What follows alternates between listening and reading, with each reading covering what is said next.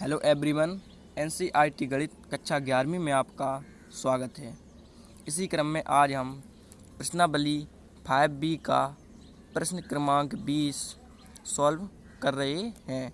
जैसा कि आप लोग देख सकते हैं, तो हमें इसमें दिया गया है यदि z एक सम्मिश्र संख्या है और z पे पावर बार बराबर माइनस के z, तो सिद्ध कीजिए कि z एक शुद्ध काल्पनिक संख्या है। यानी कि हमें z एक कैसा सिद्ध करना है? शुद्ध काल्पनिक संख्या। यानी कि z को हमें सिद्ध करना है कि यह शुद्ध काल्पनिक संख्या है। तो सबसे पहले आपको ये पॉइंट पकड़ना है कि काल्पनिक संख्या हमसे पूछा गया है। तो हम लोग काल्पनिक और वास्तविक संख्याएं पहले ही पढ़ चुके हैं, तो चलिए इसे रफ पर समझ लेते हैं। तो इसमें हमें सबसे पहले दिया गया है कि z एक सम्मिश्र संख्या है। तो सम्मिश्र संख्या हमारी क्या होती है? तो आंसर है x प्लस आई बाई। ये हमारी क्या हो जाएगी? सम्मिश्र संख्या। चलिए इसे छोड़िए, आप इसे देखिए, x प्लस के आई बाई। तो ये कैसी हो जाएगी? सम्मिश्र संख्या। यानी कि जिसका एक भाग वास्तविक हो और दूसरा भाग कैसा होना चाहिए? काल्पनिक। तो एक भाग हमारा कैसा होगा? तो आंसर है वास्तविक होगा। और दूसरा भाग कैसा होगा? तो आंसर है काल्पनिक होगा। और वास्तविक भाग क्या होगा? जिसमें आई साथ में नहीं होगा, वह हमारा कैसा हो जाएगा? तो आंसर है वास्तविक भाग। और जिसमें आई साथ में होगा तो वह हमारा क्या होगा? काल्पनिक भाग। तो चलिए सबसे पहले इसे आगे देखते हैं। तो सबसे पहले आपको हल लिख लेना है। तो हमें z एक सम्मिश्र संख्या बताया गया है, तो हम लिखेंगे z यानी कि सम्मिश्र संख्या z बराबर क्या हो जाएगा हमारा? सम्मिश्र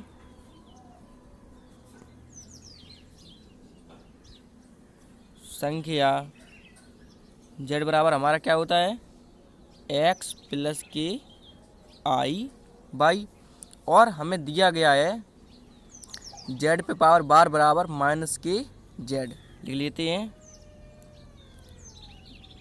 दिया है, क्या दिया गया है? z पर पावर बार बराबर माइनस के z, ये हमें दिया गया है। और चूँकि और इसका संयुग्मी क्या होता है? z का संयुग्मी क्या होता है?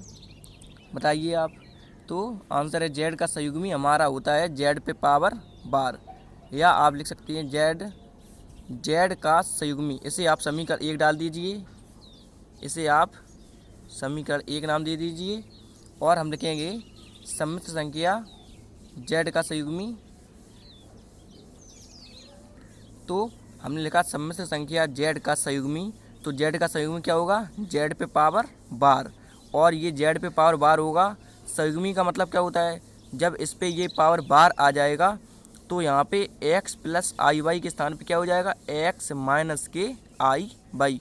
यानी कि ये हमारी पूरी सम्मिश्र संख्या है z बराबर x प्लस के आई वाई। तो हम इसका संयुग्मी लिखेंगे तो क्या हो जाएगा? प्लस के स्थान पे क्या हो जाएगा? माइनस। तो हम लिखेंगे सम्मिश्र संख्या z का संयुग्मी z पे पावर बार बराबर क्या हो जाएगा? x माइनस के आई बाई। इसे आप समीकरण 2 नाम दे दीजिए। तो हमारा यह समीकरण 1 हो जाएगा और यह समीकरण 2 हो जाएगा। तो अब हम समीकरण 1 और 2 से देख सकते हैं कि हमें z का मान भी पता है और z पे पावर बार का भी मान पता है। तो हम इसमें रख सकते हैं। तो आंसर है बिल्कुल रख सकते हैं। तो इसे भी आप नाम दे दीजिए। तो इसे हम समीकरण 3 नाम दे देते हैं। तो आप यह सोच रहे होंगे कि पहले समीकरण 1 बनाया, उसके बाद ये बीच में समीकरण 3 डाल दिया। तो हमें जैसा प्रश्न में दिया गया था उसी क्रम में हमने सॉल्व किया है कि z एक सम्मिश्र संख्या। तो हमने सम्मिश्र संख्या हमारी z बराबर x प्लस के आई वाई हो गई। उसके बाद हमें ये दिया गया था तो हमने ज्यों का त्यों लिख लिया। उसके बाद हमें सिद्ध क्या करना है? शुद्ध काल्पनिक संख्या। तो हमने क्या किया? z का संयुग्मी लिख लिया। यानी कि ये हमें z जो दिया गया था, क्योंकि हमारी सम्मिश्र संख्या होती है जेड बराबर एक्स प्लस के आई बाई, और हमने जब यह लिखा सम्मिश्र संख्या जेड का संयुग्मी जेड पे पावर बार बराबर एक्स माइनस के आई बाई, तो हमने जेड और जेड पे पावर बार दोनों का मान प्राप्त कर लिया, समीकरण 1 और समीकरण 2 जिसे नाम दिया। अब हम समीकरण 1 और समीकरण 2 का मान इस समीकरण 3 में रख देते हैं। तो हम लिखेंगे समीकरण 1 और समीकरण 2 का मान समीकरण 3 में रखने पर समीकरण 1 बा 2 का मान समीकरण 3 में रखने पर, तो चलिए समीकरण 3 में रख देते हैं। तो समीकरण 3 सबसे पहले लिख लेते हैं, ये हमें दिया गया है, ये आप देख सकते हैं जेड पे पावर बार बराबर माइनस जेड, और ये समीकरण 3 है, तो इसे आप समीकरण 3 नाम दे दीजिए। अब हम जेड पे पावर बार का मान देखेंगे, तो ये हमें समीकरण 2 में दिया गया है, कितना है एक्स माइनस के आई बाई, और ये बराबर ज्यों का त्यों, और ये माइनस पहले से लगाया है तो ये माइनस ज्यों का त्यों। अब हम केवल जेड का मान देखेंगे, तो ये समीकरण 1 में आप देख सकते हैं एक्स प्लस के आई बाई, तो ये माइनस बाहर लिख दीजिए, क्योंकि माइनस का जेड में गुणा है, तो हम लिखेंगे जेड का मान एक्स प्लस के आई बाई। अब हम इसे सॉल्व करेंगे तो क्या हो जाएगा, एक्स माइनस के आई बाई बराबर माइनस का अंदर गुणा कर देंगे, तो माइनस के एक्स और माइनस आई बाई। अब बराबर की इस साइड ये भी माइनस का आई बाई है और ये भी माइनस का आई बाई है, तो ये दोनों कैंसिल हो जाएंगे, और ये एक्स इस साइड माइनस का है तो हम इसे इस साइड लेके आएंगे, तो ये वाला एक्स पहले लिख दीजिए ज्यों का त्यों, और ये वाला एक्स इस साइड लेके आएंगे तो ये प्लस का एक्स हो जाएगा, और इस साइड बराबर हमारा कुछ भी नहीं बचेगा, तो ये शून्य, और ये दोनों एक्स और एक्स कितना हो जाएगा 2x बराबर 0, और जब इसे आगे सॉल्व करेंगे तो ये x बराबर 0 के बटे में 2 हो जाएगा।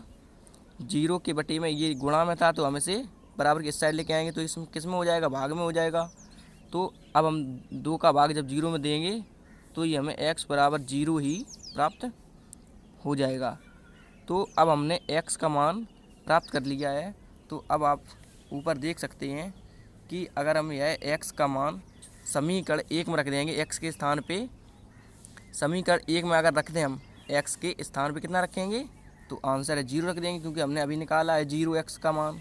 तो अगर हम x का मान समीकरण 1 में रख देंगे तो हमें ये आई बाई केवल बच जाएगा, यानी कि आई अभी हम लोगों ने समझा था कि z बराबर एक्स प्लस के आई बाई में, यानी कि x प्लस के आई बाई सम्मिश्र संख्या में x तो हमारा वास्तविक भाग होता है और काल्पनिक भाग क्या होता है, तो काल्पनिक भाग जिसमें आई होती है वह हमारा काल्पनिक भाग होता है। तो आप इसमें देख सकते हैं कि अभी हम लोगों ने समझा था x प्लस के आई बाई, यानी कि ये हमारा वास्तविक भाग होता है x, और i जिसमें होता है वह हमारा कैसा होता है, काल्पनिक भाग। तो हमें वही समझना है कि ये x हमारा क्या हो जाएगा, तो आप इसे क्या नाम दे दीजिए, वास्तविक नाम दे दीजिए, क्योंकि यह वास्तविक है, तो इसे आप वास्तविक नाम दे दीजिए, वास्तविक भाग। और हमें सिद्ध क्या करना है, चूँकि आप प्रश्न में देख सकते हैं हमें सिद्ध करना है z एक शुद्ध काल्पनिक संख्या है। तो चलिए z ही हम सिद्ध करना है। अगर हमसे z पे पावर बार कहा जाता है, यहाँ पे अगर बार लगा होता तो हम यहाँ पे x के स्थान पे रख देते कितना 0, जो हमने x का मान निकाला है। लेकिन चूँकि हमें z ही कहा गया है, z एक शुद्ध काल्पनिक संख्या है, तो हम समीकरण 1 में रख देते हैं। तो हम लिखेंगे x का मान समीकरण 1 में रखने पर, तो x का मान समीकरण 1 में रखने पर, तो समीकरण 1 हमारा क्या है ऊपर देख लेते हैं। तो समीकरण 1 हमारा दिया गया है z बराबर x प्लस के आई बाई, तो z बराबर x प्लस आई बाई, यह समीकरण 1 है तो इसे समीकरण 1 नाम दे दीजिए। तो z बराबर x के स्थान पर कितना भी हम लोगों ने निकाला है, तो आंसर है हम लोगों ने कितना निकाला है, तो हम लोगों ने 0 निकाला है। तो चलिए 0 रख देते हैं x के स्थान पे। तो 0 और ये प्लस आई बाई ज्यों का त्यों। अब ये आगे z बराबर क्या हो जाएगा, आई बाई, जो कि हमारी एक काल्पनिक संख्या है। तो यह कैसी हो जाएगी, z बराबर आई बाई काल्पनिक संख्या या काल्पनिक भाग, काल्पनिक भाग आप कुछ भी लिख सकते हैं, या काल्पनिक भाग लिख दीजिए या काल्पनिक संख्या। तो हमें यही सिद्ध करना था, तो आप लिख सकते हैं सिद्ध हुआ। क्योंकि हमें प्रश्न में क्या करना था, z एक शुद्ध काल्पनिक संख्या, z एक शुद्ध काल्पनिक संख्या है, हमें यही सिद्ध करना था। सिद्ध कीजिए z एक शुद्ध काल्पनिक संख्या है। तो हमने z का मान आई बाई यानी कि आई के रूप में निकाला, तो यह शुद्ध काल्पनिक भाग हो गया। तो आशा करता हूँ कि यह प्रश्न आपको अच्छे समझ में आ गया होगा, या आप एक बार फिर से समझ लीजिए कि हमें दिया गया था यदि z एक सममित संख्या है और ये z पे पावर बार बराबर माइनस की z, तो सिद्ध कीजिए कि z एक शुद्ध काल्पनिक संख्या है। कि हमें दिया गया था z एक सममित संख्या है, तो हम लोग जानते हैं सममित संख्या z बराबर क्या होती है, हमारी x प्लस की आई बाई, या आप यहाँ पे a प्लस आई बी भी मान सकते थे। तो आप जो भी मानना चाहें अपने मन से मान सकते हैं। तो हमने यहाँ पे x प्लस आई बाई माना। उसके बाद हमें दिया गया था प्रश्न में पहले से ही दिया गया था कि z पे पावर बार, तो हम लोग जानते थे कि ये सममित संख्या हमारी जो z होती है x प्लस की आई बाई, इसका संयुग्मी z पे पावर बार होता है। तो जब इसका संयुग्मी z का संयुग्मी z पे पावर बार होगा तो इसके ये बराबर में है, तो इसका भी तो संयुग्मी हो जाएगा। तो हमने x माइनस की आई बाई लिखा, जिसे हमने समीकरण 2 नाम दिया। तो हमने जब समीकरण 1 और समीकरण 2 बनाया, उसके बाद हमने, ताकि हमें समझने में आसानी हो, तो हमने इसे भी समीकरण 3 नाम दे दिया।